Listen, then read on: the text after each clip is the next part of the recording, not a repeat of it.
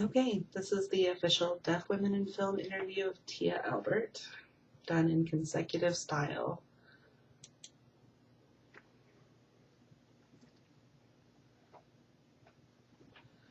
I grew up in San Diego, California.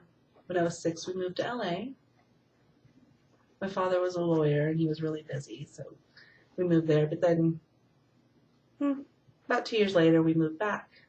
And after I graduated, I moved back to LA.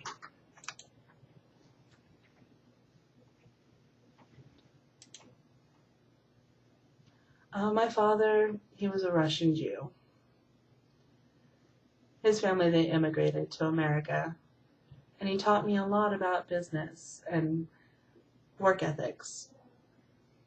I grew up understanding about hard work. When I was 15, and even still now today, I'm developing a strong work ethic. It's important that you know what you should do and what not to do.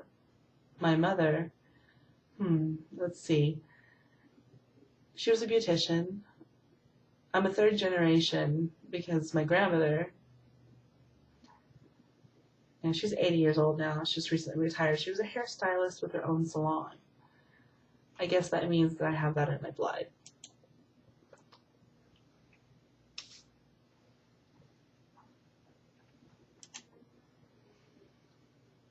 I just graduated from FTID, and my goal was to become a set designer.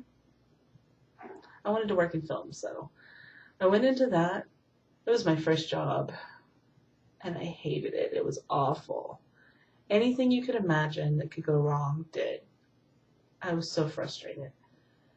So I met this makeup artist at the job, and we started to talk about the job, and I got to watch it, and it was like, wow, that looks really enjoyable. So that gave me the idea to go to makeup school, and I fell in love.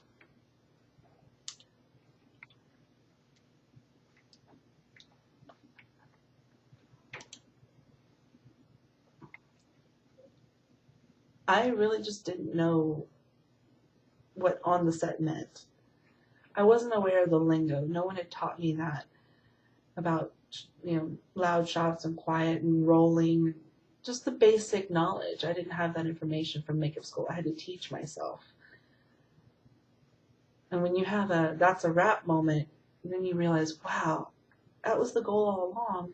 It's hard, but it's fun. I showed up, I thought I'd be just doing makeup only like one time. And then I find out they want us to do makeup and hair. That's a common happenstance there. You really need to know, be sure that they're clear that they want makeup and hair both or just one or the other. Sometimes they're just not clear. So you can't rely on the phone. You need to use your email and all the technology available to you. Like, for instance, men, they'll shave in the morning, they'll be filming all day. And, around noon or 2, they start to develop what we call 5 o'clock shadow. It's this kind of blue discoloration on the skin when it's shown on the camera. I have to watch the screen, and if I see that, I have to put some makeup on because they can't keep shaving. We don't want them to get razor bumps. Those red bumps on their face, it makes everything worse. So that's really my job. I have to make sure to look and see that it's on screen. If I see anything blue discoloration on the face, I have to put the makeup on.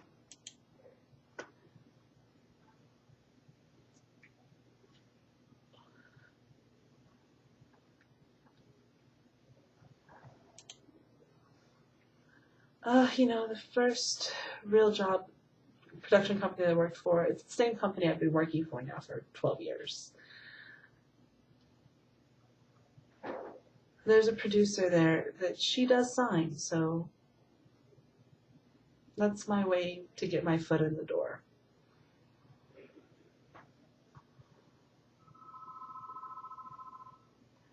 It's a difficult industry, but that helped me and taught me so much.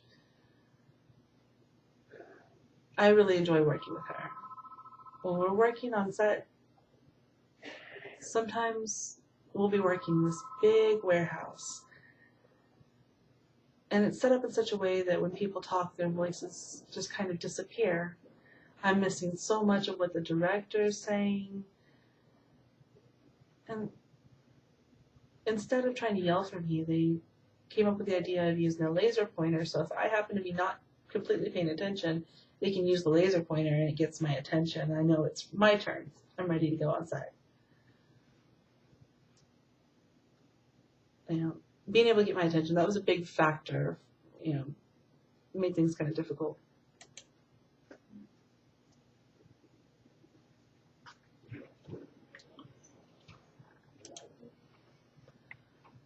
All over the industry, it's really easy to get lost. We tend to lose focus, especially when you see this glamorous, starlet. But makeup artistry really isn't glamorous. It's hard work. You have to have your head on straight and make the right decisions. There's a lot of situations involved with that where sometimes you'll feel like that's just not right. When I started in the industry, I was a real people pleaser. I thought that I wasn't allowed to say no.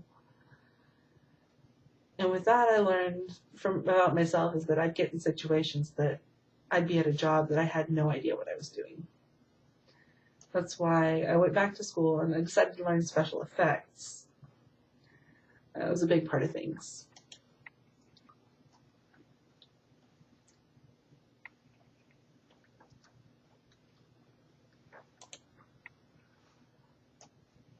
Oh my goodness. That's a whole different ball of wax. Seriously. Makeup itself is art. You learn how to take a human face and turn that into a canvas. It's like you're painting the picture. You have to have this sense of balance about it. That way it looks good on the camera. Sometimes what you see on the camera, you won't see on the face, up close, in person, and vice versa. But special effects is really cool. Especially with blood, you have to be real careful. You have to be sure you pick the right kind of blood. Like, for example, if there's a person wearing a really formal, fancy dress from a famous designer, and they're going to get stabbed or something, and they'll have blood showing. You don't want to pick fake blood that'll stain the clothes, because then the production company will be stuck having to pay for that dress. They can't send it back. So it's really detailed.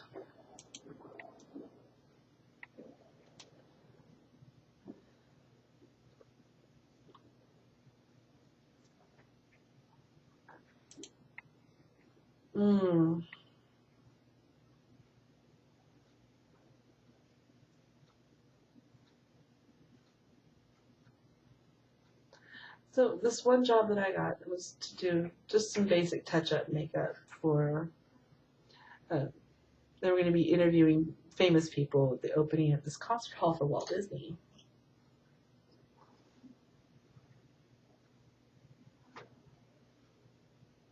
So I got there a week before they were scheduled to open, and they were interviewing so many people.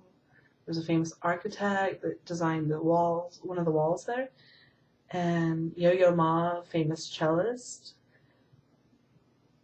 and of course, Josh Groban. So it was my job to make sure that they weren't looking sweaty or that their hair was out of place. I was focused on making sure that they looked perfect for their interviews. And at the end of the week, we were done with the filming of those interviews. The concert hall was scheduled to open that weekend, and one of the organizers came to me and said, "We'd like for you to do the makeup for the event." And I was, really surprised. I was like, "Oh, wow." So we discussed our money and we discussed the time frame, and sure enough, I got the job. And that night that they were scheduled to do the grand opening, I had no idea who I was going to be working on or what they really wanted me to do. So I showed up with all my makeup cases and bags, and I had to go down to the basement. And there's this really long hall with a series of doors, and that's where all of the special guests were going to be getting ready for the event. So I went to the first door and, oh my goodness, wow. It was Tom Hanks. And then Steven Spielberg. My jaw about hit the floor. I'll admit I was just a little starstruck. I thought, okay, I really just got to keep it together, just keep it cool, do my work, and wow. That night, all the people I worked on were amazing, really nice people. And it was great to be part of something that big, the grand opening of the Walt Disney Concert Hall. It was really wow for me. Yes, the event was going to be filmed, but we didn't have high def back then, so it's a different kind of animal. High def is really different. With high def, you have to have everything exactly perfect. But back then, it was the 80s, and the makeup, you could have big, heavy, dark, bold makeup on the eyes, and the camera wouldn't catch the flaws. But with high def, every little imperfection would be shown.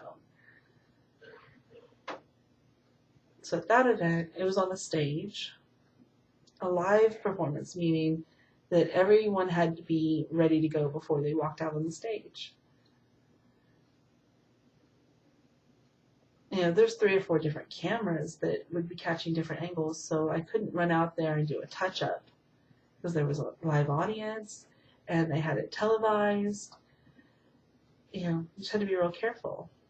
And there was one woman, I'm not going to name names or anything, but she had the most beautiful dress on. But her makeup, it didn't match. Her personal makeup artist couldn't come with her before she went out to perform. So the producer who was in charge of keeping everything organized said, we need to change your makeup to this woman. And I had 2 minutes to do it. I was like, okay, let's get this done. It was really challenging because she didn't want me to touch her. We had to explain that, the makeup, the blue that she had on her eyes just did not go with the dress because of the high definition, It wasn't going to look right. So it was in the nick of time that she let me go ahead and change her makeup. And she went on to perform. And she looked great. I didn't get a thank you for it, but oh well, that's showbiz.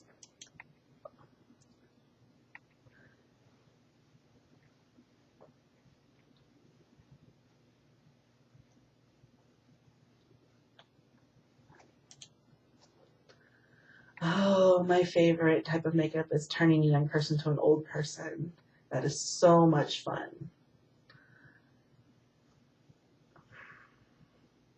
A lot of actors don't like it. They just don't want to see themselves looking 50 years older, but it's really fun. Get to make wrinkles and use latex. It's not a very pliable thing to use. You have to be really careful because there are a lot of people who are allergic to it as well. It's really important that you do a test before you shoot a film. It's hard to, utilize that downtime. With old age makeup, there's a lot of fun with that. Sometimes you have to use prosthetics. When you're making a person look older, the nose continues to grow. It can grow wider or longer. And to make them look older, you can't do that without doing a nose and a chin and adding hair. And it's fun. It's fun to play with that kind of stuff. But it's stressful with a time constraint. So many times when you're working on set, there's always a little bit of a delay. And we never seem to finish on time.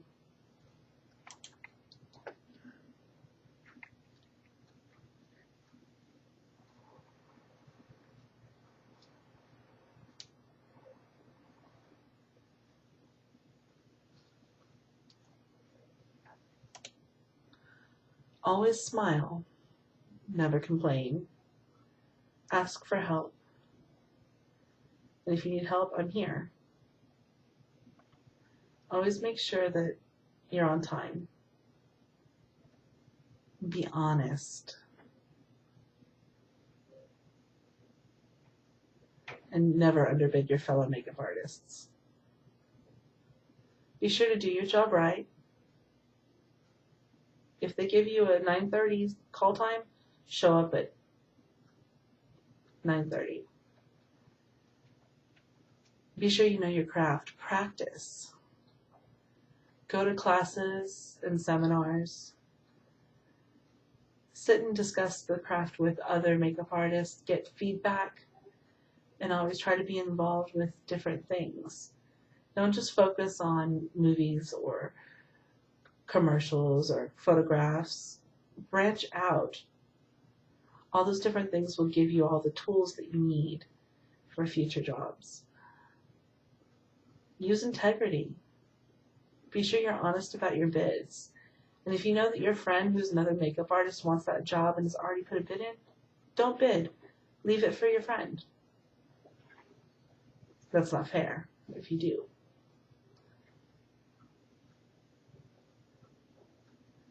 Make sure that you have open communication with your directors and first assistant directors. Be friendly with the talent, even if they're being awful.